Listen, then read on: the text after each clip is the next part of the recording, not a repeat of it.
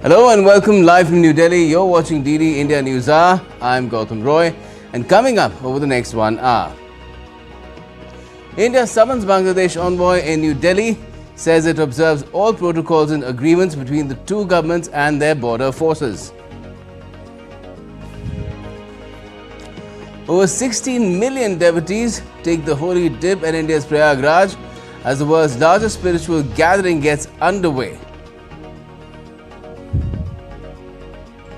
Gaza's ceasefire hopes rise as pressure mounts on Israel and Hamas. The Palestinian group says talks over some core issues have made progress. And the death toll in the Los Angeles forest fires rises to 24. The city's weather agency warns returning high winds could trigger explosive fire growth.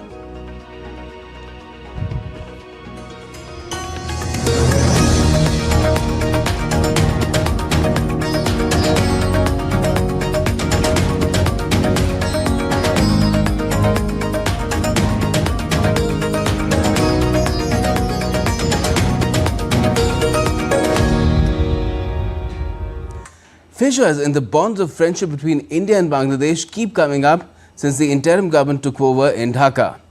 On Monday, India summoned Bangladesh envoy to South Block over border fencing issues. And at the same time, India's army chief has said that the relationship with China is sensitive but stable, and added that there is no animosity with Bangladesh at a military level. DD India's Anil Thomas has the details.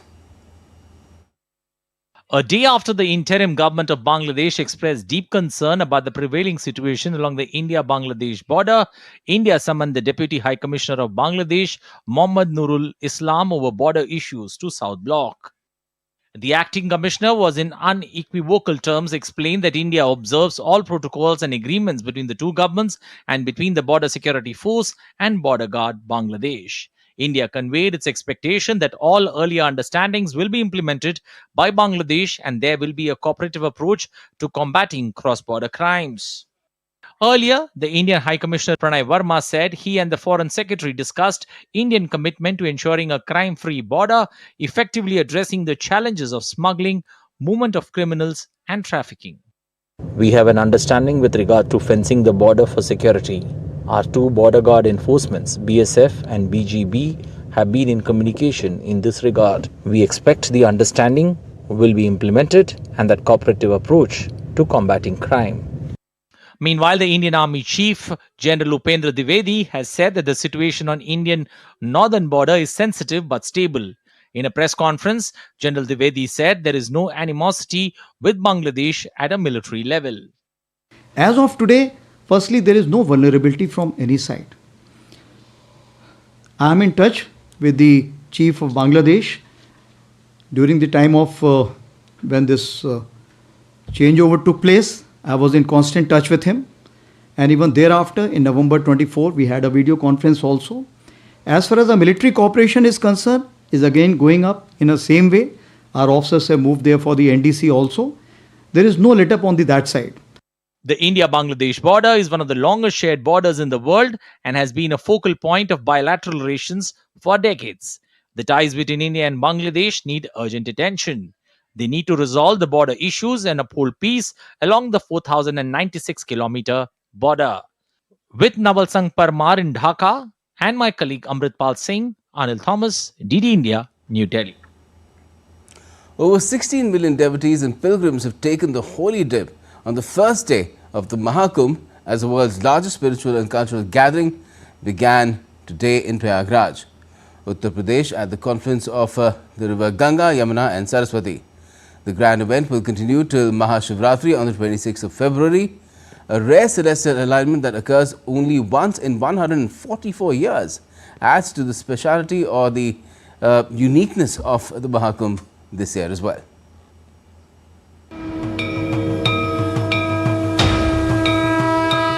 The 45-day Maha Kumbh Mela 2025, celebrated as the largest gathering on earth, commenced early Monday on the occasion of Poush Purnima. The devotees from different parts of India and the world have been gathering at the confluence of three rivers, Ganga, Yamuna and Saraswati, to take a holy dip.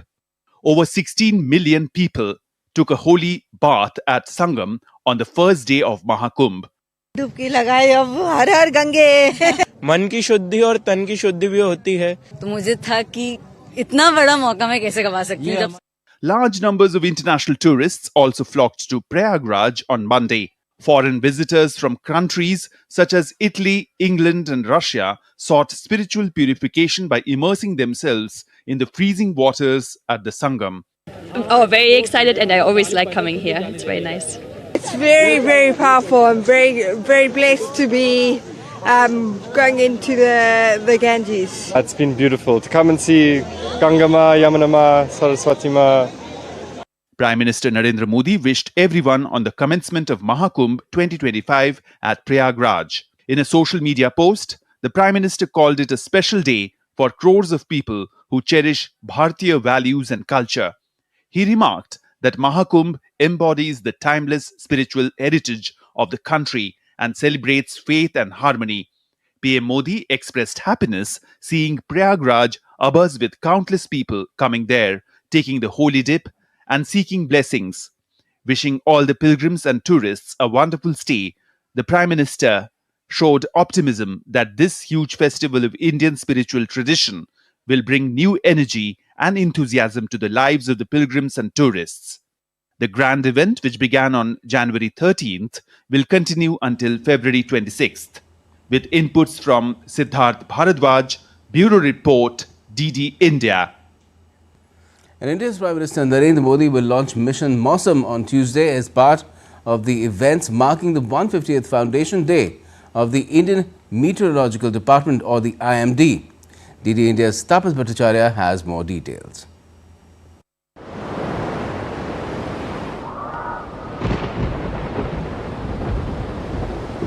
In a landmark occasion, Prime Minister Narendra Modi is set to launch Mission Mausam, a groundbreaking initiative to make India a weather-ready and climate-smart nation.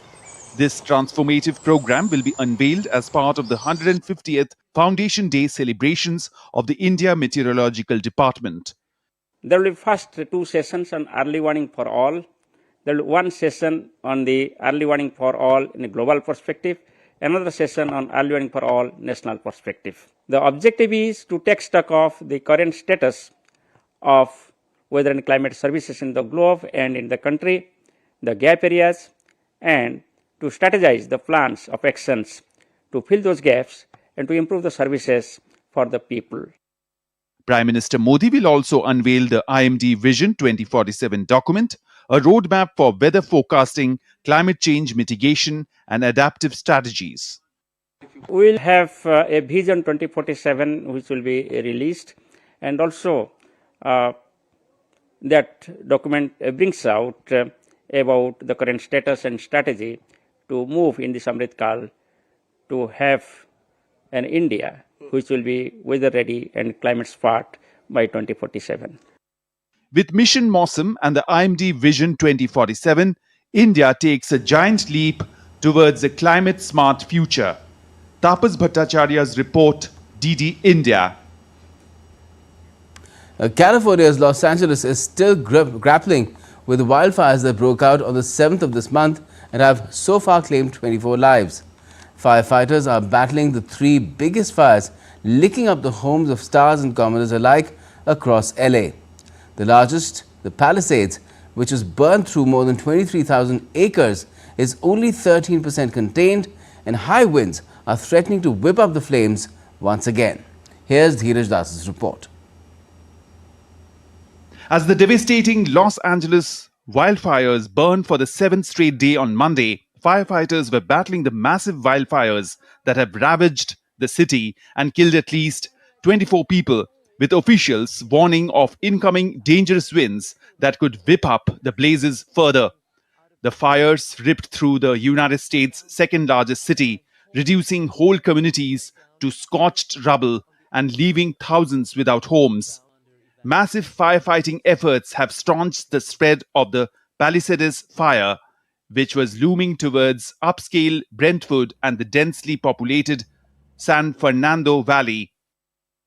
Meanwhile, evacuation orders for the largest blaze, the Palisades fire, have been expanded.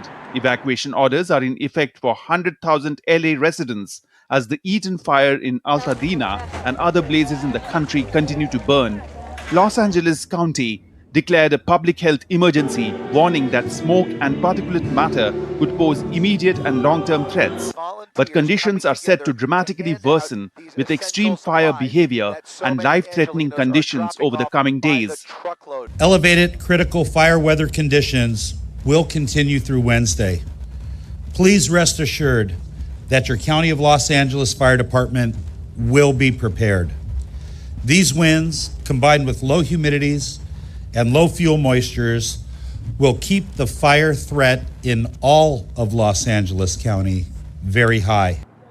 Many frustrated residents, desperate to return to their homes, were turned away by authorities at a checkpoint outside a cordoned-off Pacific Palisades neighborhood. I'm frustrated and I'm scared that their Paradise in Northern California and Maui are two towns that got completely lost to fire, and now we've lost Pacific Palisades and Altadena. When is something going to change? Today I got here at 6 a.m. It's 11:30, and then they're not letting people in. So what people are doing is they're parking their car and coming back. The Los Angeles wildfires have already caused damage worth billions, and the losses are mounting. Apart from the infrastructure devastation, the fires have also had a disastrous effect on the city's vast entertainment industry. Hollywood is already counting the costs of yet another drastic setback that its workers can ill afford. The Palisades fire has consumed 23,700 acres and was just 13% contained. But containment of the 14,000-acre Eaton fire in Altadena had improved, figures showed, with 27% of its perimeter controlled. A huge investigation by federal and local authorities was underway to determine what caused the blazes. While the ignition of a wildfire can be deliberate, they are often natural and a vital part of an environment's life cycle. Dheeraj Das for DD India. The outgoing U.S. Ambassador to India, Eric Garcetti, in his farewell address, highlighted the importance of India-US bilateral relations and the record number of visas issued during his term. And when I look back on my time in India, I know we will record so many accomplishments over the last 2 years. Record trade, record visitors, record defense exercises and military contracts, record students, record investments, record cooperation in space and on the seas, but equal to the accomplishments, the things we have done, maybe even larger. I will take home with me most deeply the people I have met and how you made me feel. And India's Electronics and IT Minister Ashwini Vaishnav on Monday slammed Meta CEO Mark Zuckerberg for spreading misinformation. Zuckerberg recently sparked controversy when he, during a podcast, said that incumbent government in India lost during the elections held in 2024. Taking to social media platform X, the Union Minister wrote, and I quote, "As the world's largest democracy, India conducted the 2024 elections with over 640 million voters. People of India reaffirmed their trust in NDA and led by PM Narendra Modi ji's leadership." Mr. Zuckerberg's claim that most incumbent governments, including India in 2024 elections, lost post-COVID is factually incorrect. From free food for 800 million people, 2.2 billion free vaccines and aid to nations worldwide during COVID, to leading India as the fastest growing major economy, PM Modi's decisive third-term victory is a testament to good governance and public trust. It's disappointing to see misinformation from Mr. Zuckerberg himself. Let's uphold facts and credibility. And still to come on DD India NewsHour. The 6.8 magnitude quake strikes Japan, prompting a tsunami alert. UK Prime Minister Keir Starmer lays out his vision to harness the power of artificial intelligence to boost Britain's flagging economy. And tens of thousands demonstrate in a nationwide strike in Belgium against a possible pensions reform.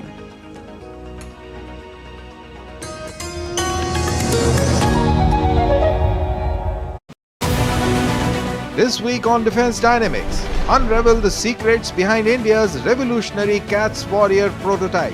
What are these CATS and how will they redefine the warfare? Why is making fighter jet engines still a monumental challenge? We analyze the hurdles. Can Donald Trump bring an end to Ukraine war after January 20th? A geopolitical analysis you can't miss. Updates on India-Maldives defense ties and the evolving dynamics of Afghan-India relations. This Wednesday at 8 PM IST only on DD India.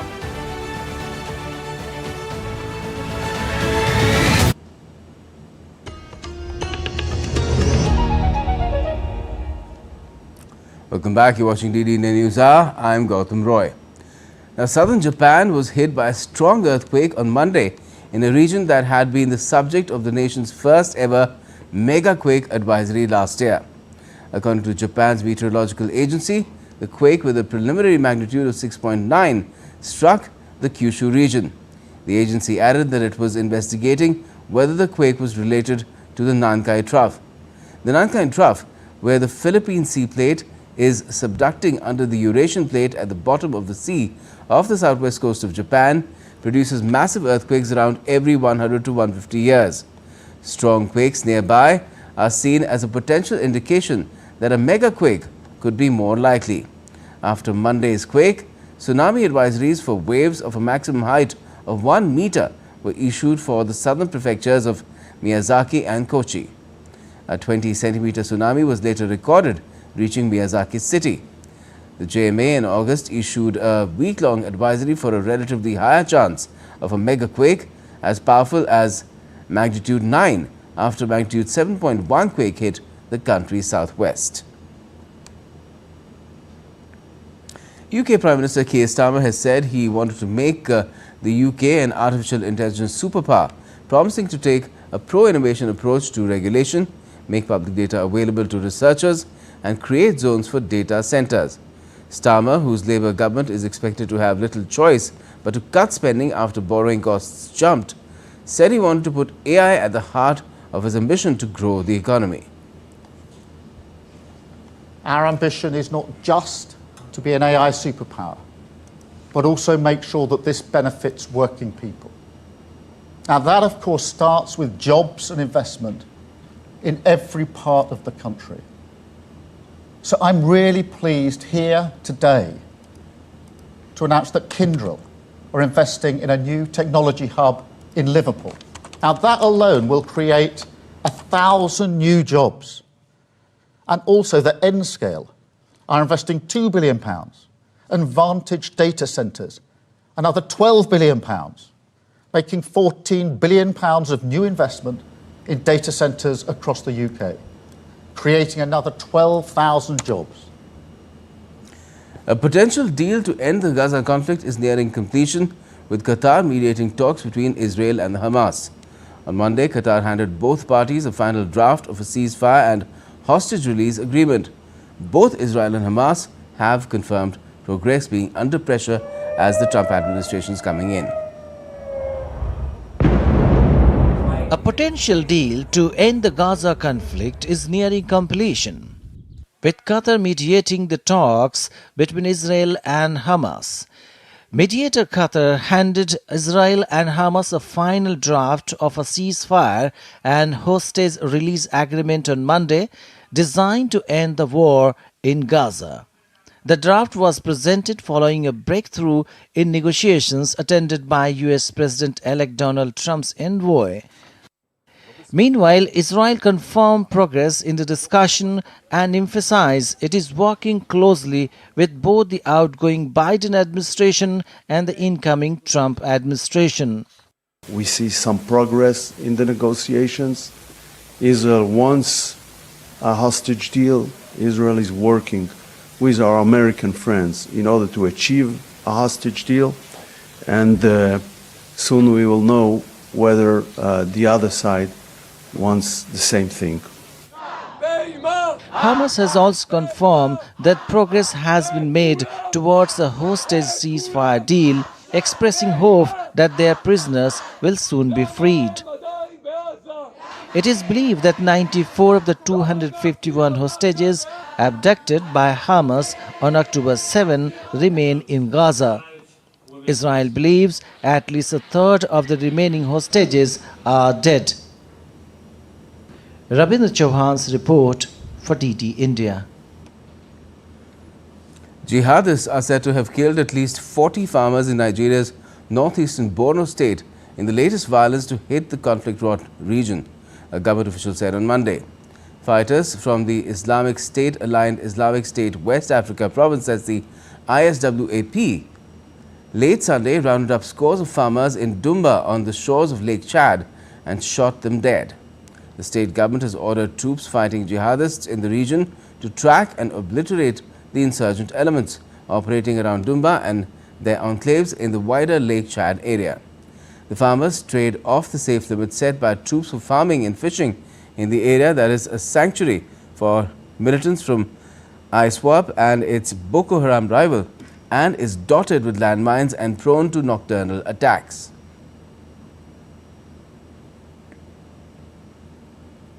South Korea's acting president Choi Sang-mok on Monday called on presidential security and police to refrain from using violence while executing an arrest warrant for impeached President Yoon Suk-yeol.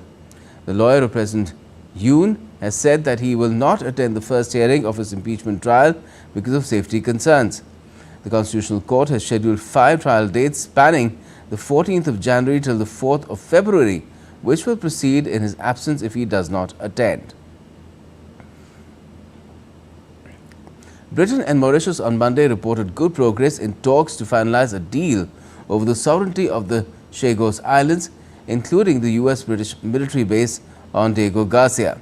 The agreement, struck in October, allows Britain to retain control of the base under a 99-year lease while ceding sovereignty of the islands to Mauritius. However, the deal has faced criticism, with Mauritius seeking renegotiation and US President-elect Donald Trump's ally expressing concerns. Britain has offered to make early payments to Mauritius for the lease. Let's now take a look at some other stories coming in from around the world as well. In Sri Lanka, 13 reservoirs including Mahakanda Rawa, Mahavila Chichia, Nuwarawe Bahave have started spilling due to high rainfall in catchment areas of the northern part of the island. Residents and locals in the vicinity have been advised by the authorities to remain vigilant for sudden floods. Nawaf Salam, head of the International Court of Justice, is poised to become Lebanon's next Prime Minister after securing backing from 68 lawmakers on Monday. His nomination signals a setback for the Hezbollah, which had supported incumbent Najib Mikati for the role. In Belgium, a nationwide strike against proposed pension reforms brought Brussels to a standstill on Monday. Around 30,000 protesters marched through the capital, disrupting air and rail traffic and shutting down schools. Public transport in Brussels was also severely affected.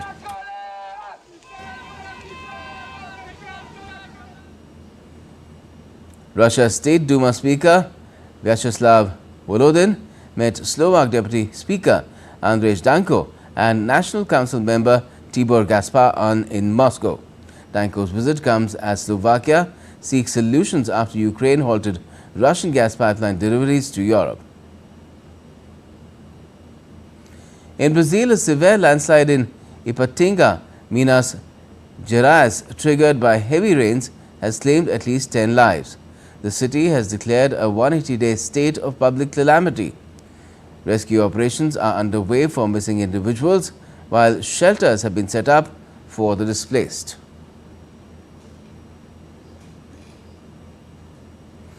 Volunteers came forward to clean up oil from birds in the settlement of Vitezevo in the southern Russian Krasnodar region. The oil spill incident has been caused by 2 aging Russian oil tankers caught in a storm off the coast of Crimea in mid-December.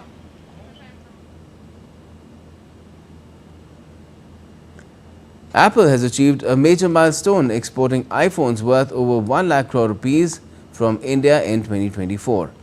Preliminary industry estimates show exports hitting a record $12.8 billion, a 42% jump from last year, driven by increased local production and value addition. Domestic manufacturing surged 46% to $17.5 billion, with Apple accounting for 3/4 of the output. This marks a significant leap from $9 billion in exports in 2023. India's Minister for Minority Affairs, Kiren Rijiju, signed the Hajj Agreement 2025 with Saudi Arabia's Minister for Hajj and Umrah, Dr. Tawfiq bin Fazwan Al Rabaya in Jeddah on Monday. The agreement secures a quota of 175,025 pilgrims from India for the upcoming Hajj season. During his visit to Saudi Arabia, Minister Rijiju engaged in several high-level meetings. In Riyadh, he met with Saleh bin Nasser Al Jasser, Minister of Transport and Logistics Services, to discuss potential collaborations in transport and logistics between the two nations. The minister also emphasized India's commitment to providing optimal services to all Hajj pilgrims. The minister will also visit Medina tomorrow to inspect arrangements at the Jeddah Hajj terminal regarding the upcoming pilgrimage season. India's Prime Minister has welcomed the Hajj agreement signed with Saudi Arabia. In a social media post, Prime Minister Modi said, and I quote, "I welcome this agreement, which is wonderful news for Hajj pilgrims from India. Our government is committed to ensuring improved pilgrimage experiences for devotees." Now, building upon the remarkable success of its previous two editions, India Energy Week 2025, the flagship energy event of the Government of India, is being held under the patronage of the Ministry of Petroleum and Natural Gas, organized by Federation of Indian Petroleum Industry, from the 11th to the 14th of February at the Yashobhumi Convention Center in New Delhi. The first major global event of the energy calendar, IEW 2025, is poised to be the most comprehensive and inclusive global energy gathering of the year. Since its inception in 2023, the India Energy Week has grown from strength to strength. IEW 2025 has surpassed other international energy events. This year's edition marks a significant leap over its predecessor, showcasing elevated leadership participation and more dynamic discussions. There are three things, major things which happen. One, of course, is the conference itself, and all major energy events typically have a conference. They will have technical sessions talking about it. Here we also have, in addition, the exhibition, that is big. And the third element is presentation of technical papers. And still to come on DDI India NewsHour, we'll be speaking with our expert guests about the inauguration of the Sonbar Tunnel project by Prime Minister Modi and its significance.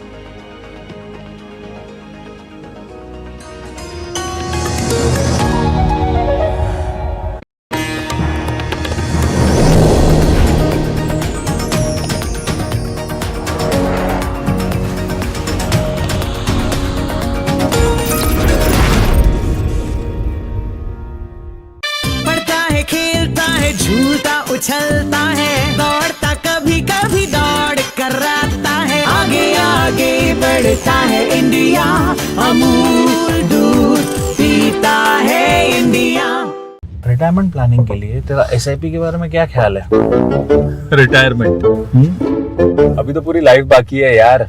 और तुझे नहीं लगता अगर retirement के बारे में अभी से नहीं सोचे तो आगे जाके प्रॉब्लम होगी? पर रिटायरमेंट के बारे में सोचना क्यों है इतना जरूरी? जब तक आप रिटायर हो जाएंगे महंगाई काफी ज्यादा बढ़ जाएगी और आपकी इनकम वो तो रुक ही जाएगी। इसीलिए आज ही म्यूचुअल फंड्स में SIP शुरू कीजिए और हर महीने थोड़ा थोड़ा करके धन इकट्ठा कीजिए एक कंफर्टेबल रिटायर्ड लाइफ जीने के लिए। अधिक जानकारी के लिए अपने वित्तीय सलाहकार से परामर्श करें। LIC म्यूचुअल फंड द्वारा निवेशक शिक्षा की एक पहल। म्यूचुअल फंड निवेश बाजार जोखिम के अधीन है। योजना से संबंधित सभी दस्तावेजों को ध्यान से पढ़ें।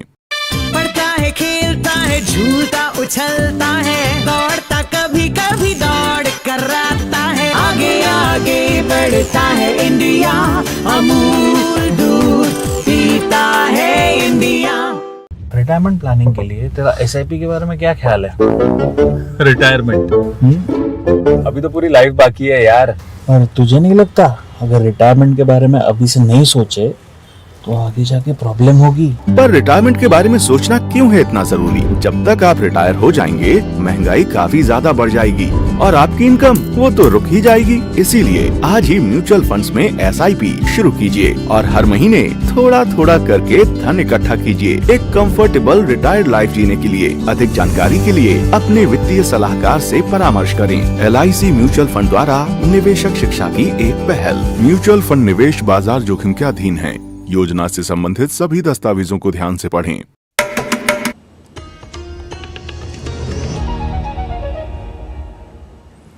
Welcome back. You're watching DDI NewsHour. I'm Gautam Roy, and before we go any further, another look at our top stories.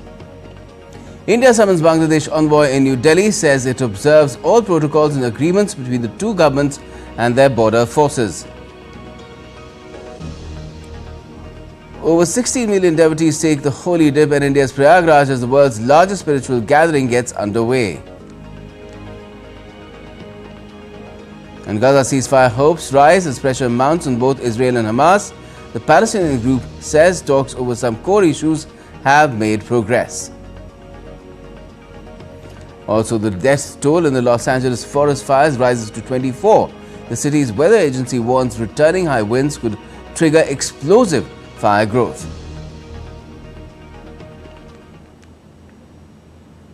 Now, India has been adding to its road, rail and air infrastructure towards the border regions in the north rapidly, particularly over the last 10 years. Monday saw Prime Minister Narendra Modi inaugurating the Sonmarg tunnel in Jammu and Kashmir, which will serve the dual purpose of boosting India's defences and the region's economy. Shabir Dar reports. India's Prime Minister Narendra Modi inaugurated the Sonmarg tunnel in Jammu and Kashmir on Monday. The state-of-the-art project is to provide all-weather connectivity to Sonmarg en route to Leh, transforming the region into a vibrant economic and tourism centre. Jammu Kashmir का अतीत अब विकास के वर्तमान में बदल चुका है। विकसित भारत का सपना तभी पूरा होगा जब इसके शिखर पर तरक्की के मोती जड़े हों। Addressing the gathering on the occasion, Prime Minister Modi also underlined that Sonmarg tunnel will give a significant boost to connectivity and tourism. इस टनल से इससे सर्दियों के इस मौसम में सोनमर्ग की कनेक्टिविटी भी बनी रहेगी। इससे सोनमर्ग समेत इस पूरे इलाके में टूरिज्म को भी नए पंख लगने वाले हैं। As J&K has seen a big infrastructure development push in recent years, projects like Sonmarg Tunnel are acting as a game changer in ensuring Prime Minister's dream of Viksit Jammu and Kashmir and developed India. The tunnel is 12 kilometers long at an altitude of 8,650 feet above sea level. It's been constructed at a cost of over 27 billion INR. It comprises a main tunnel of 6.4 kilometers length. The project also has an egress tunnel and approach roads. It will enhance all-weather connectivity between Srinagar and Sonmarg en route to Leh. It will bypass landslide and avalanche routes. The tunnel will ensure safer and uninterrupted access to strategically critical Ladakh region. It will also promote tourism by transforming Sonmarg into a year-round destination. It will boost winter tourism, adventure sports and local livelihoods. The project will reduce route length from 49 kilometers to 43 kilometers. Vehicle speed will increase from 30 kilometers per hour to 70 kilometers per hour. It will help in faster and more secure mobilization of armed forces to border areas. On the occasion, the Prime Minister thanked the labourers who have worked hard and also put their lives at stake for the development of Jammu and Kashmir and India. Despite the challenges, our resolve did not waver, he said. He lauded the labourers for their resolve and commitment and for tackling all the obstacles to complete the work. He also condoled the demise of 7 labourers killed by terrorists during the construction work. As the tunnel is strategically important owing to the fact that it is situated on the Srinagar-Leh National Highway, it is going to boost the defence preparedness and defense logistics in Ladakh region. This will ensure that our nation's borders will be more stronger than ever. For DD India, this is Shabir Dar in Sonmarg. So, what does this all really mean? To talk about it, we have Professor Sachin Chaturvedi, DG RIS for developing countries and eminent economist himself. Dr. Chaturvedi, thank you for joining us. And let me ask you first, in terms of strategic significance, it's quite obvious this road is leading to Ladakh, Leh Ladakh, and that's where a lot of effort has gone in to augment the defences India's strategic defenses in that region. But economically, to what extent do you think such projects boost the activities that take place in especially far-flung regions? Absolutely right, Gautam. If you see in last 10 years, government has ensured that more expenditure comes in when it is the border areas. And if you see the specific focus that we have laid out on borders, the border development, our idea is largely in terms of seeing the huge budgetary allocation. And that has happened in last 10 years. If you see in 2013-14, the allocation was merely 3,000 crores. And now we are realizing the whole budgetary allocation has gone to 14,000 crores. So this huge jump of almost 4 times in our border infrastructure building. I think today Sonmarg's the tunnel inauguration by the Honorable Prime Minister is the commitment in terms of developing not only the borderline infrastructure, but also giving boost to economic activities, creating greater employment opportunities, and above all, better connectivity across difficult terrains within the country.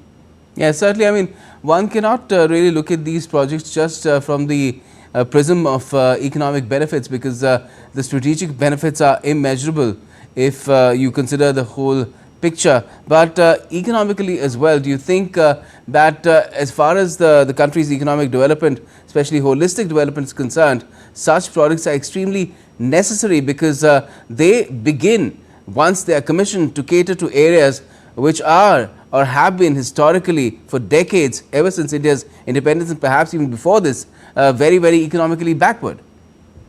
Absolutely right, Gautam. If you see continuous commitment that has been there for enhancing capex in our budget, if you recall, last year, Finance Minister announced 11.11 lakh crore expenditure for capex, which is almost 3.4% of our GDP.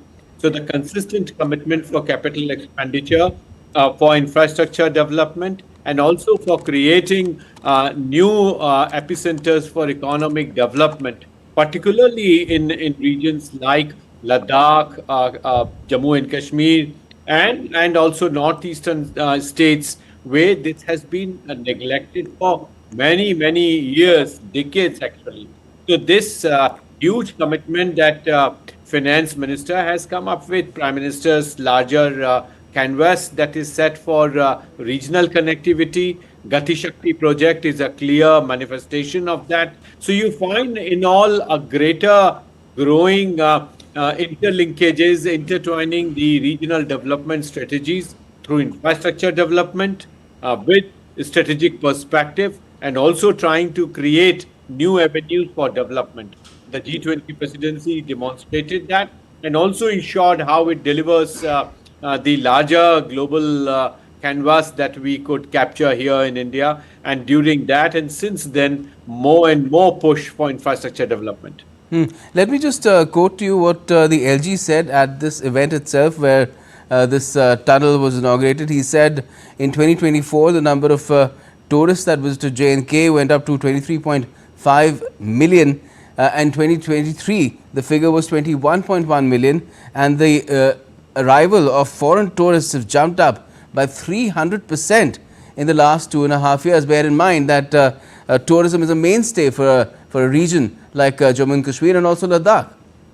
Absolutely, and that's where Gautam, with growing commitment for law and order, growing commitment for strategic infrastructure development to keep an eye on infiltrators and also the terrorist activities which were on. Now those very sort of efforts are now getting directed in terms of the new employment opportunities. So the efforts are in terms of leveraging those options, and youth is now seeing economic development as an opportunity. They are seeing this as a possibility. So you are doing much more through capital expenditure, and I think this is largely a solution for conflict affected areas. In Chhattisgarh also similar effort is on, and I'm sure with the growing economic push, with strategic vision, we are able to combine both the objectives. Yes, and this has also happened at a time when India and China are looking to resolve issues on the border itself. We've already seen some progress over there. Lots still to come as well. But do you think that that could also, if one moves forward in terms of disengagement as well, after agreeing on patrolling along the LAC in those disputed areas, do you think that would also help the situation along too? Definitely. If you see the current consideration within the government, and as Prime Minister already announced, there would be more concerted efforts to take Gati Shakti like programs to our neighborhood.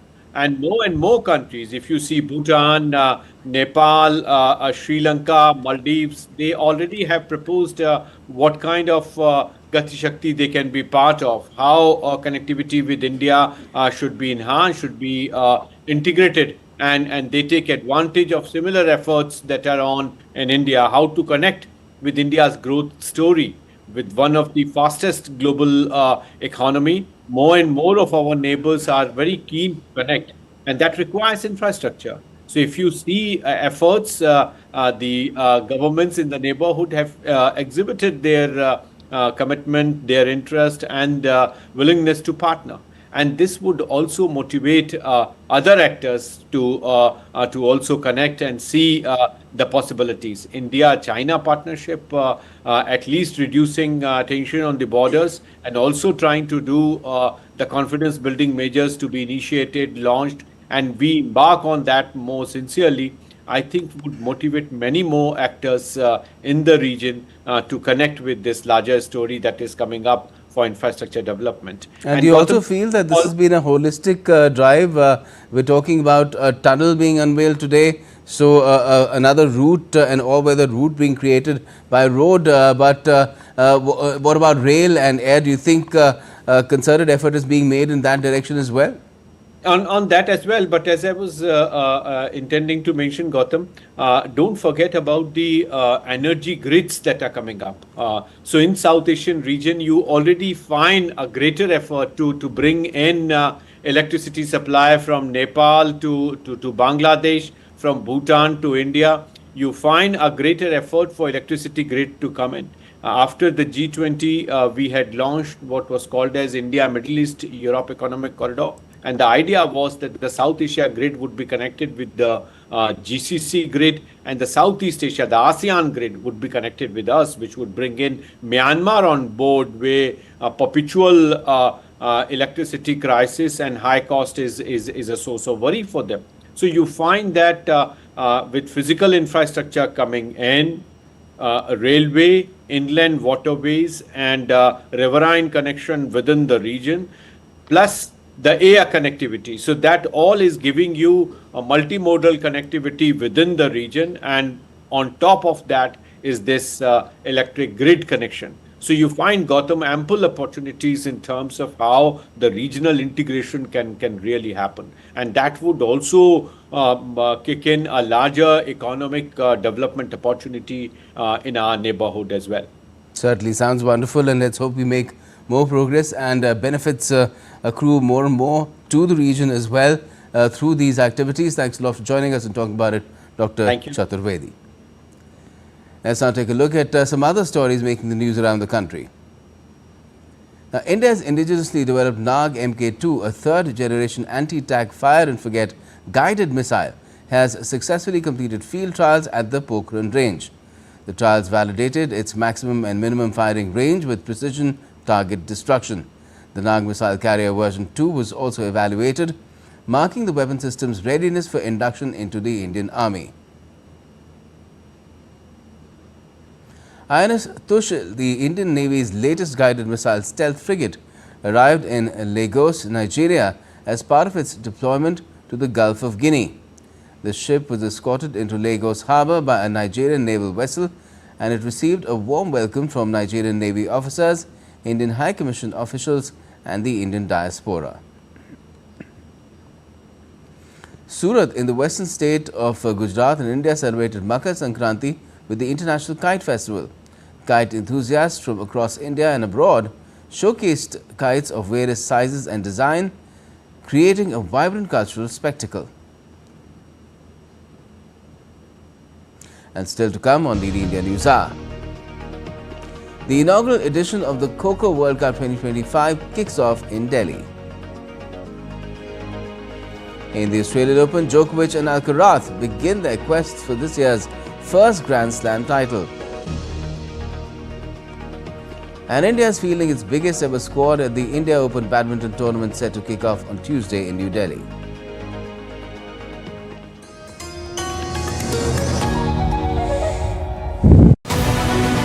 This week on Defense Dynamics, unravel the secrets behind India's revolutionary CATS warrior prototype.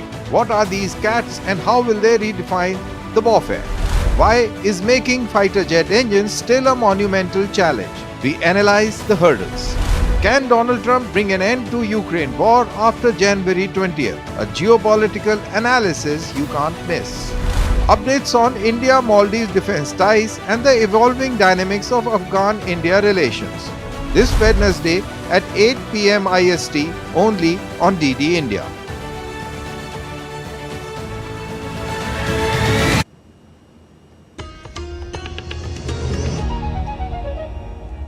Welcome back. You're watching DD India NewsHour. I'm Gautam Roy. Now, India's External Affairs Minister Dr. S. Shankar is on a visit to Spain, where he addressed the 9th Spain Ministry of Foreign Affairs Annual Conference of Ambassadors in Madrid. Dr. Jaishankar thanked his Spanish counterpart, Jose Manuel Alvarez, for the invitation. Its theme was a foreign policy with our own identity. Dr. Jaishankar spoke about how nations draw from their cultures, traditions and heritage to put forward their distinct brand of diplomacy. Dr. Jaishankar also stressed that India's ties with Spain and the EU can be a stabilizing factor in these turbulent times. Has a fairly strong interest in the Mediterranean. When we look at the Mediterranean as a region, our annual trade with the Mediterranean today is about $80 billion. So I do want to underline that India will be more visible in the Mediterranean in times to come, and certainly in that process we count very much on Spain's support. We also have a very good history of collaborating in the G20. Your presence, your contributions to the G20 have always been valued. We want to intensify that. And time now to get some sporting updates as well. The inaugural edition of the Kho-Kho World Cup 2025 kicked off at the Indira Gandhi Indoor Stadium in New Delhi on Monday. India's Vice President Jagdeep Dhankar, Sports Minister Mansukh Mandavia and IOA President Preeti Usha were among the high-profile personalities that attended the star-studded opening ceremony. The event will feature 20 men's teams and 19 women's teams from around the globe. The Indian men's team is being led by Pratik Vaikar, while Priyanka Ingle is leading the Indian women's team. The women's team will face South Korea in their first match on Tuesday.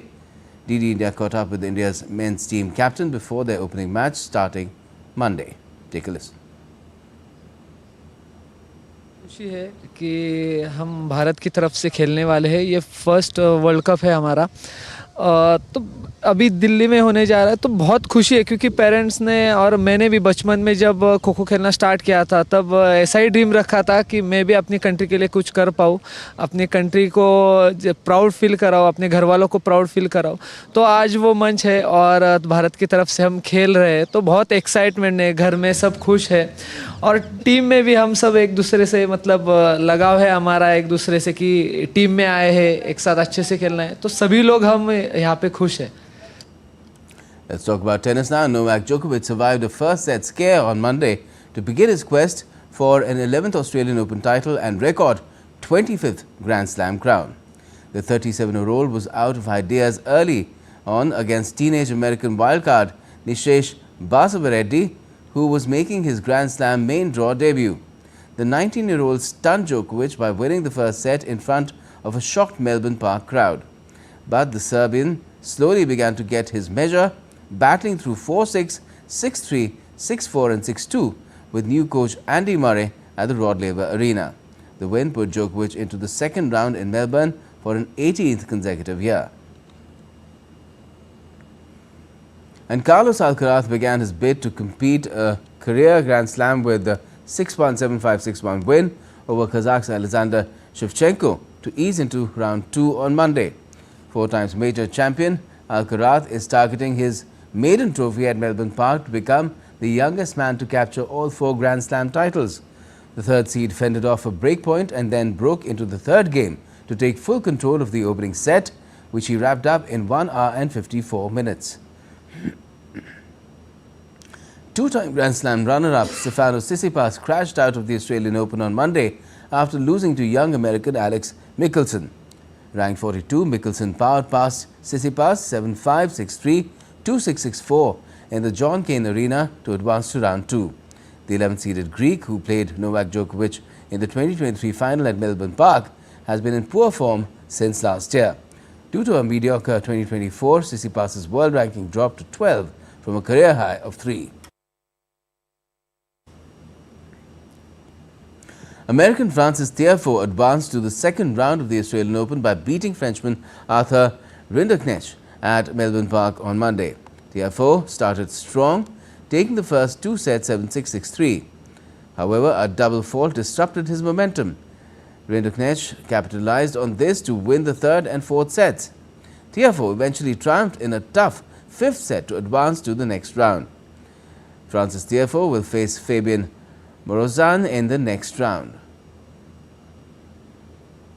Now to the women, Iga Swiatek and Coco Gauff advanced to the second round of the Australian Open on Monday. Swiatek powered past Katrina Sinakova in straight sets at the John Cain Arena to launch a quest for a 6th Grand Slam title. She'll now face 49th ranked Slovakian Rebeka Stramkova in the second round.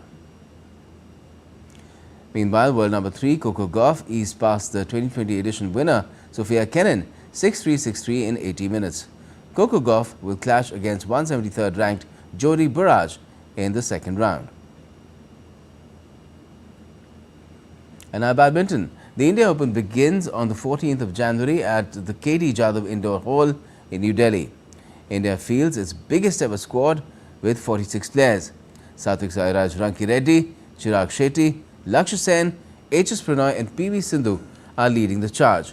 Top-tier action awaits as India's finest face global challengers. The tournament will take place at the KD Jadhav Indoor Hall in New Delhi from January 14 to 19. Over 200 players from top badminton nations will battle for glory. India is fielding its largest ever contingent with 36 players and 22 entries across 5 categories. Leading the charge are Satvik Sairaj Rankireddy and Chirag Shetty, Lakshya Sen, HS Pranoy and PV Sindhu. I haven't played the Indian Open last year due to the injury, so for me I think it's definitely going to be very special and especially happening in India. So I'm really looking forward for it, and I think it's going to start soon. That's from tomorrow. So I hope I do well and give my best. Rankireddy and Shetty, fresh off a semi-final run at the Malaysia Open, aim for their first title of 2025.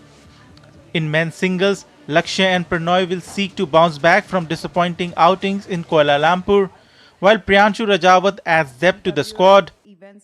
Last year was a bit tough for me as well, coming this close to a medal and then missing out. But yeah, I think for me the fire inside, it's still burning, and I want to come back stronger from that and do well in the next this year, and then leading up to the next Olympics. And yeah, I think it was tough, but yeah, I think I'm looking forward, and the fire inside is me still burning to do well in the future tournaments. Last year we played the finals here, and I think to see that crowd, the people that turned up at the stadiums, I think it was incredible, because like you said, as athletes, you want to play in those stadiums where there is a massive crowd that has turned up, and to be playing in that KD Jadhav Hall with so many people turning up in the finals, I think it was incredible. Fans can look forward to thrilling matches as India's finest face global stars, including Victor Axelsen and Shi Yuki in this electrifying event. Narayan Singh's report, DD India. Former world heavyweight champion Tyson Fury has announced his retirement from boxing. Fury's announcement has come after he was beaten by Alexander Usyk in a unanimous decision on the 21st of last month in their rematch, which saw the Ukrainian unify the heavyweight world titles. Fury leaves the sport with a sterling professional record of 35 fights with 32 wins, 1 draw and 2 losses, with 2 defeats at the hands of Usyk in the past year. And Prime Minister Narendra Modi attended Sankranti celebrations at the residence of Telangana BJP President G. Kishan Reddy on Monday, where he also enjoyed a cultural program. During the event, the PM extended his best wishes for Sankranti and Pongal, highlighting their importance in celebrating gratitude, abundance and renewal deeply rooted in agricultural traditions.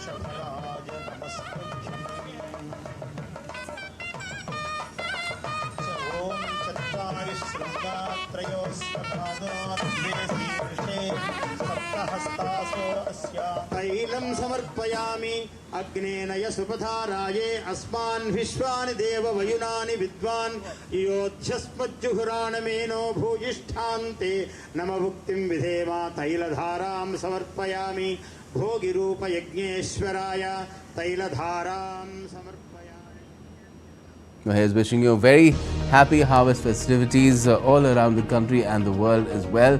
The entire DD India team, keep watching DD India for all the latest. Thanks for watching NewsHour.